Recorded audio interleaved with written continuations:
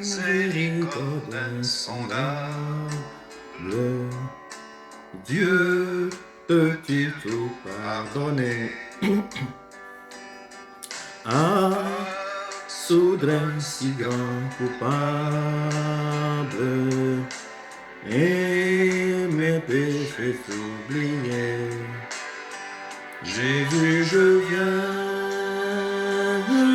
à toi, tel que je suis, je viens à toi. Jésus, je viens à toi, tel que je suis, prends-moi. Bien-aimés dans le Seigneur, peuple de Dieu, nous tirons notre déclaration de foi de ce matin du livre d'Ézéchiel 36, verset 26. Je vous donnerai un cœur nouveau, je mettrai en vous un esprit nouveau, j'ôterai de votre corps un cœur de pierre et je vous donnerai un cœur de chair. Un cœur nouveau, un esprit nouveau, un cœur de chair. Un cœur nouveau, un esprit nouveau, un cœur de chair. Dans le nom précieux de Jésus, nous proclamons et nous accueillons la faveur de Dieu dans notre vie. La faveur d'avoir un cœur nouveau, la faveur d'avoir un esprit nouveau, la faveur d'un cœur de chair dans le nom précieux de Jésus-Christ de Nazareth.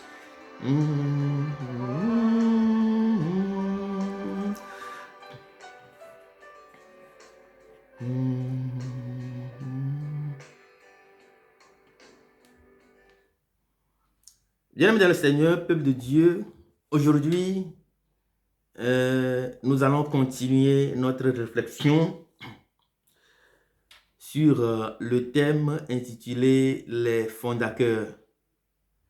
Et nous allons voir aujourd'hui 3 preuves importantes qui montrent réellement que Dieu se soucie de nos problèmes, que Dieu est concerné par nos brisements de cœur. Dieu est concerné par nos cœurs qui saignent. Dieu est concerné par nos cœurs qui sont complètement brisés.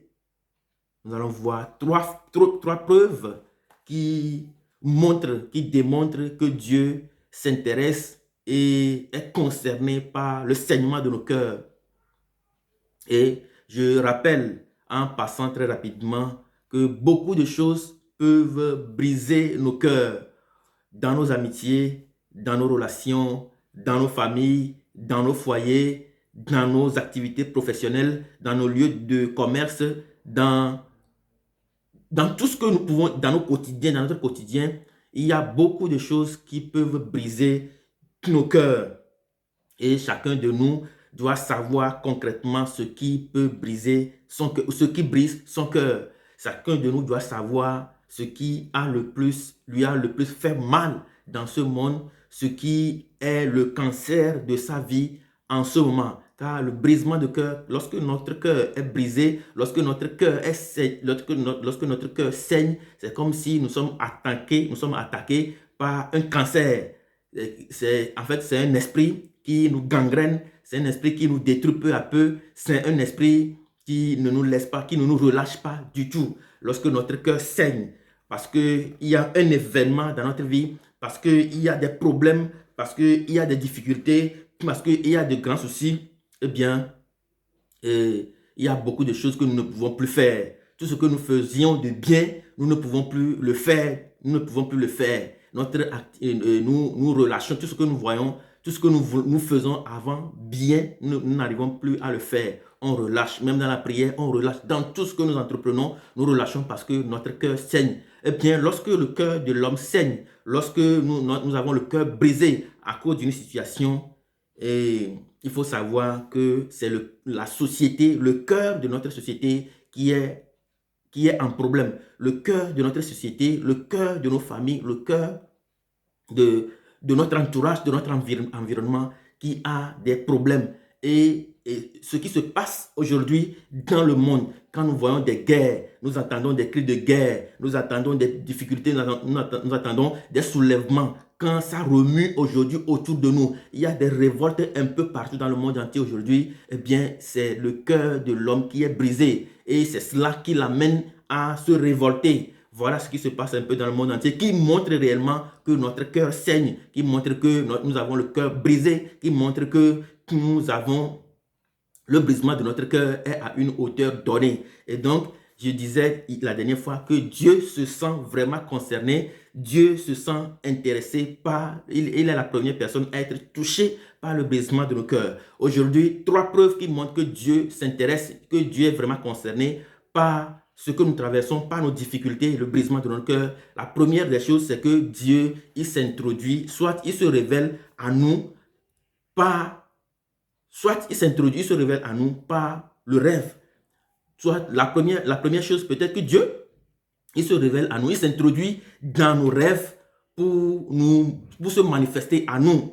Il s'introduit dans un rêve, comme il s'est introduit dans mon rêve et m'a fait participer à une réunion mystérieuse dont je vous ai fait cas la dernière fois dans la précédente vidéo. Ceux qui n'ont pas eu l'occasion de le voir, vous pouvez donc y aller faire un petit tour pour la visionner très rapidement. Et donc, Dieu se sent véritablement concerné et la preuve que Dieu se sent concerné, c'est que d'abord, il s'introduit dans nos rêves.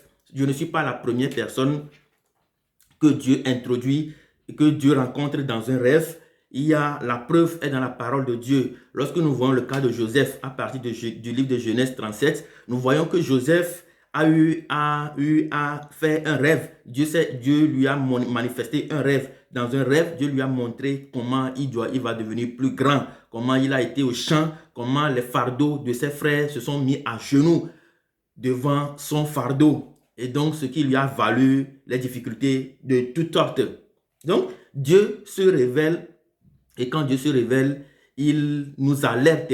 Dieu se révèle, vu l'urgence de la situation, il se révèle. Il va se révéler à Joseph pour lui dire, tu vas être le plus grand de la famille. Mais quand tu vas être le plus grand de la famille, ça ne veut pas dire que tu as des soucis, que tu n'auras pas de soucis. Dieu lui a montré que tu seras le plus grand.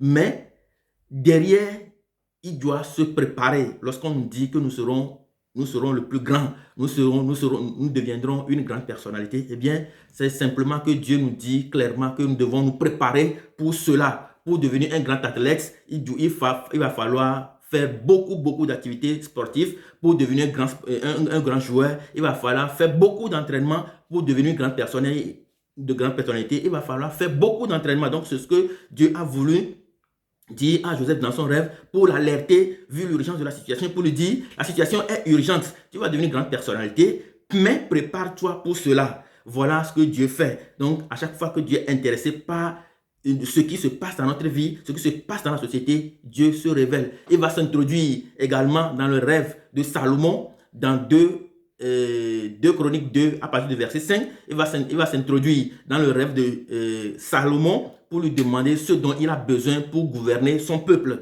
Parce que vu l'urgence de la situation, Dieu est venu l'alerter pour lui faire comprendre que le peuple qu'il a devant lui, ce n'est pas un peuple facile, c'est un peuple qui a besoin que celui qui doit l'accompagner soit à la hauteur de la connaissance, ait un esprit élevé, ait un esprit de sagesse et de discernement. Donc quand Dieu lui a demandé, il a donné sa réponse en disant, accorde-moi la sagesse et le discernement. Donc c'est comme ça que Dieu s'introduit à nous, vu l'urgence de la situation, pour nous alerter et nous envoyer, comme il a déclaré dans le livre de Luc 4, verset 18, l'Esprit de Dieu est sur moi, il m'a envoyé guérir les cœurs brisés. L'Esprit de Dieu est sur moi et il m'a envoyé guérir les cœurs brisés. Vu l'urgence de la situation, Dieu se manifeste en révélation depuis dès lors à Isaïe, le message que Jésus-Christ a repris dans le temple dans Luc 4, verset 18. Donc, voilà comment Dieu se manifeste toujours dans nos rêves. Dans le rêve, nous allons voir, il y a beaucoup de gens dans la parole de Dieu à qui Dieu s'est révélé, même au Pharaon, au roi Pharaon, Dieu s'est révélé à lui. Dieu se permet s'introduire à lui dans un rêve pour lui dire, les 7 années qui sont à venir, tu auras une période très florissante, mais les 7 autres années qui viendront, après, vous aurez de grands ennuis. Et donc, vu l'urgence de la situation, Dieu se permet, sans aucune indifférence, Dieu se permet de visiter Pharaon dans le rêve pour l'alerter, pour lui dire la situation, elle est urgente et que vous devez très rapidement vous manifester. Donc, Dieu se révèle toujours à nous, vu l'urgence de la situation, afin de pouvoir pallier au mal, au manque auquel notre société est vraiment confrontée. Lorsque Dieu se révèle à travers le rêve, vu l'urgence de la situation, et puis 2, Dieu se révèle aussi à travers les visions, à travers les grandes révélations. Lorsque nous prenons par exemple le cas de Luc, dans la parole de Dieu, lorsque nous prenons dans l'évangile de Luc, nous voyons que déjà dans les 2 premiers chapitres, Dieu, lorsque Zacharie officiait dans le temple, il va avoir une grande révélation. L'ange Gabriel va se manifester à lui et va lui dire clairement que tu auras un enfant. Vu l'urgence de la situation, l'ange, Dieu va déléguer, Dieu va déployer, Dieu va relâcher un ange qui va arriver dans le temple à une allure vertigineuse, et comme le dit Ézéchiel, à l'allure d'un éclair. Les anges avancent. Donc Dieu va se manifester à Zacharie dans le temple pour dire que vu l'urgence de la situation, il est alerté à ce qui va arriver. Donc Dieu dans sa révélation, dans sa vision, va alerter Zacharie. Et comme Dieu va se permettre de lui révéler des mystères, Zacharie ne va pas pouvoir croire. Il va rester muet jusqu'à ce que l'enfant ne soit né, jusqu'à ce que Dieu a révélé par l'ange Gabriel ne soit réalisé. Donc, la preuve que Dieu s'intéresse aussi à nous, c'est que Dieu se révèle à travers nos rêves, à travers les visions, à travers les révélations, à travers les paroles de connaissance. Par exemple, lorsque dans la parole de Dieu, le prophète Élie, lorsque le prophète Samuel a entendu la voix de Dieu, il est sorti voir le prêtre Élie, première fois, deuxième fois, troisième fois, et finalement, comme Élie a su dans son cœur, vu l'urgence de la situation, Dieu lui a fait une parole de connaissance. Dieu lui a dit, le prêtre Élie lui a dit, lorsque pour la prochaine fois Dieu t'appellera, dis-lui, Seigneur, me voici, je viens faire ta volonté. Me voici, Seigneur. Donc, c'est comme ça que Dieu se manifeste à nous pour montrer effectivement que la situation, elle est urgente, pour nous alerter que ce qui se passe, c'est vrai, que c'est lui-même qui est à l'œuvre et qu'il est vraiment intéressé, il est vraiment concerné par ce que nous traversons ou par ce qui va advenir. Et quand Dieu se manifeste comme ça, en fait, bien évidemment, c'est un peuple de Dieu, c'est pour nous dire que nous devons également nous préparer. Lorsque on nous avertit, ça veut dire simplement que nous devons nous préparer. Bien-aimés dans le Seigneur, peuple de Dieu, Dieu nous appelle à nous préparer spirituellement. Dieu nous appelle à préparer nos cœurs. Dieu nous appelle à préparer notre esprit. Dieu nous appelle à préparer notre vie parce que notre vie l'intéresse beaucoup. Et la première chose, c'est que la première preuve, c'est que Dieu se révèle à travers les rêves, à travers les révélations, à travers, même à l'exemple, lorsque nous prenons l'exemple de Moïse, non, c'est pas de Moïse, l'exemple de Abraham, Dieu va se manifester à lui en envoyant 3 anges vers lui et il va très rapidement reconnaître que Dieu est à l'œuvre, que vu l'urgence de la situation, Dieu lui a envoyé déléguer 3 anges et Abraham va s'en servir et finalement Dieu va lui révéler que la prochaine fois, l'année qui viendra, il aura un enfant. Bien aimé dans le Seigneur, peuple de Dieu, c'est comme cela que la première preuve que Dieu se sent véritablement concerné par notre sort, c'est qu'il se révèle à travers les rêves, à travers les manifestations de révélation, à travers les prophéties, à travers les paroles de connaissance et autres. Et la deuxième chose qui prouve que réellement Dieu s'intéresse à la situation que nous traversons, Dieu s'intéresse au brisement de nos cœurs, au saignement de nos cœurs, eh bien, quand Dieu se révèle, bien évidemment, c'est un peuple de Dieu. La deuxième chose, quand Dieu se révèle, c'est que Dieu, il révèle toujours des mystères. Parce que le rêve que j'ai fait, dans le rêve, ils ne disent que ceux milieu de qui, ceux parmi qui je suis en ce moment, j'étais en ce moment dans le rêve, ce sont des gens inconnus. Ce sont des gens qui ne parlent que des mystères. Et donc, quand Dieu se révèle, Dieu ne fait que révéler des mystères. Dieu enverra 3 anges vers Abraham dans Genèse 18. Et les 3 anges, après avoir mangé, vont lui dire qu'un an jour pour jour, nous reviendrons dans cette maison, que tu auras un enfant. Bien-aimé dans le Seigneur, peuple de Dieu, un enfant, c'est un mystère.